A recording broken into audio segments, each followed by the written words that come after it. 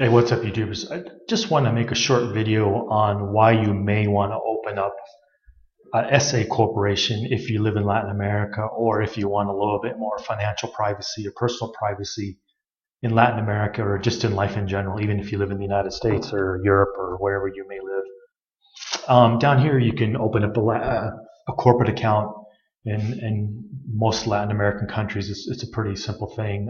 You just go to a lawyer. He'll write up the documents and do all that, and it could take 2 weeks to a month or two, just depending on how busy he is, what country it is, and what the situation is. Also, too, he may or may not have off-the-shelf companies already uh, registered, so that can make a difference too. And as far as the cost, it really depends what you're doing. If you're just using it to store assets and to put various assets like cars, boats, land, or bank accounts, it can be cheaper for the day-to-day running of it if you're using it to actually run a business in Latin America or even anywhere else for that matter. It depends how complicated it is. The more complicated it is, the more it'll cost. But basically, what I'm talking about is you'll need an accountant to do the paperwork every quarter, down here, whenever they do that. I don't know if it's monthly or quarterly, but they do the paperwork on that, and it can be 50 to 100 bucks if it's a month. If it's simple, if it's really, really complicated, it can be quite a bit more than that. Really depends on what kind of business you're running and what you're actually doing with it.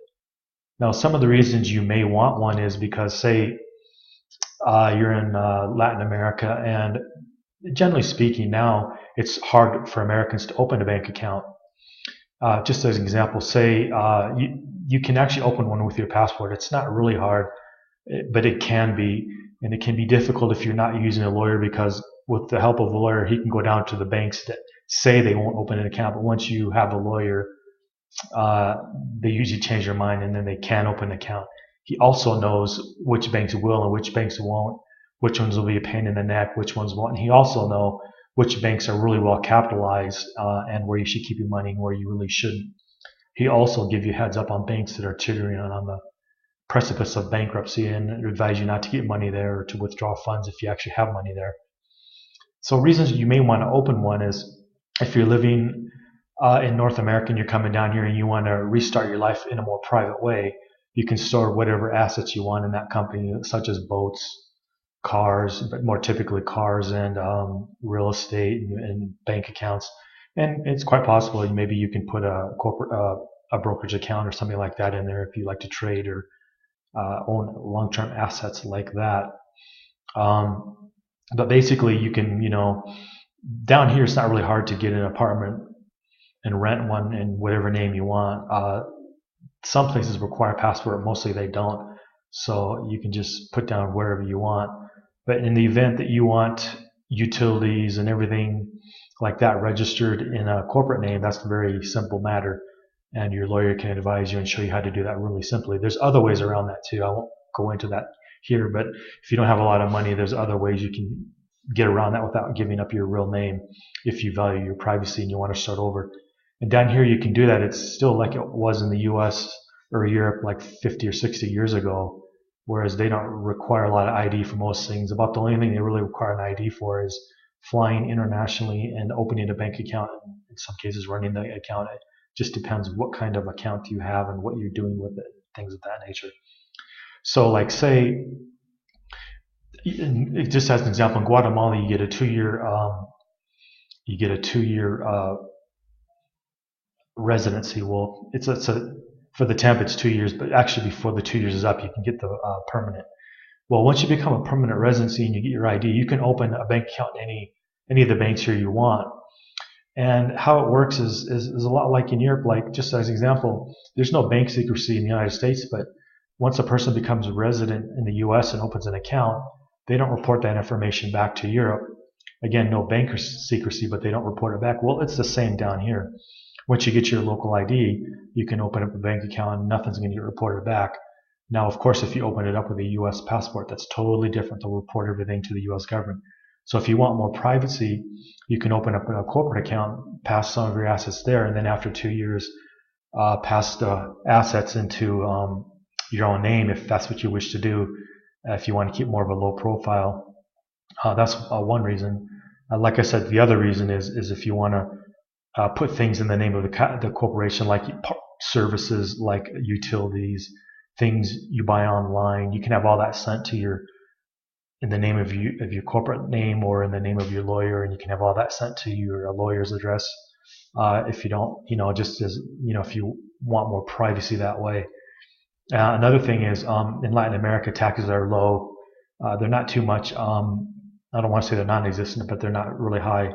As an example, you might pay 5 to 10% personal income tax here, and you might pay 5 to 10% corporate, maybe. Generally speaking, there's really not going to be much of a corporate tax. So maybe you want to do some business down here, and you'll need the corporate name, and you want to show the income from tax down here. I'm not talking about in the U.S. If you're a resident down here and you live here, 6 to 10 months, it depends what status you use. But as an American, you can earn up to about 100,000 if you stay out of the country 5 to 6 months or 8 months to 10 months. It just depends how you do that. There's 3 different ways you can do that, which I won't get into here. But for the people who just stay out like 10 months, you automatically get an exemption of 100,000. So if you have business income or income from a job or something, and it's not in the U.S., you can get that tax free. So down here, you just open up a corporate account. You put the income can come from there, and it would be tax free up to 100,000.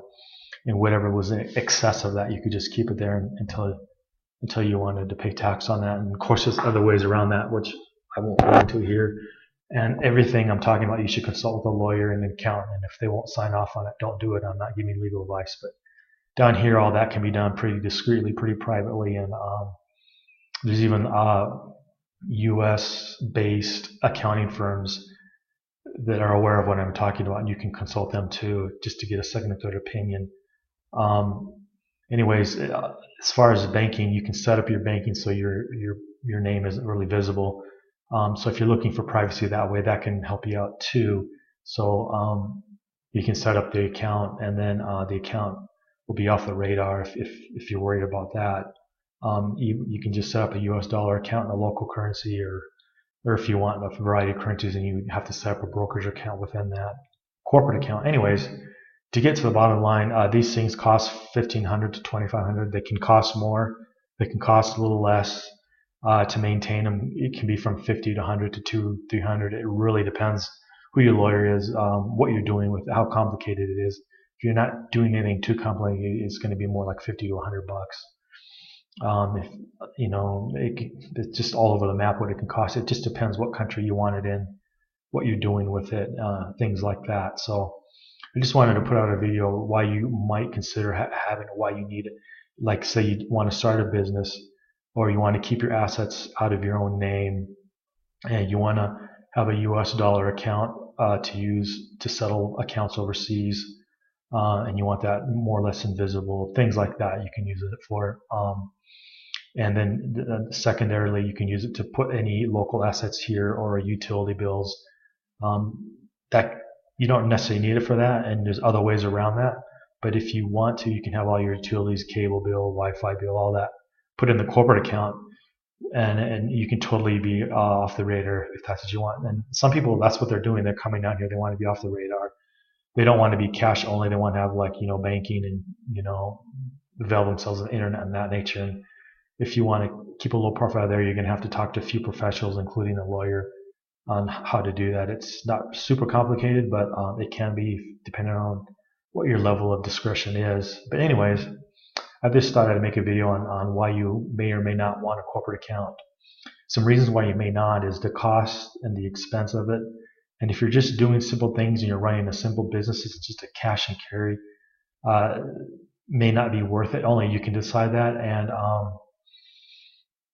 the other reason is just the cost. You just don't want to deal with the cost. But the thing is, you never know when you might inherit a lot of money, when you might make a pile of money in the markets. And you just want to put some away in a corporate account where it can be more or less invisible. So those are the reasons you may want it short term, and close it out after a few years if you don't want it. And then long term, maybe you start making more money and you need to do some tax planning and and you want to keep that tax pretty low or non-existent. Corporate accounts in Latin America are fairly tax efficient despite what you read online. Keep in mind, a lot of what you read online on embassy websites hasn't been updated in 5 or 10 years. So you just want to be aware of that and run everything by a lawyer and accountant, and by a lawyer and accountant who understands U.S. tax law or European tax law, if that's where you're from. But you want to keep it simple, and you want to keep it low priced. And if you're just running a simple business or you're retired, you may not really need one.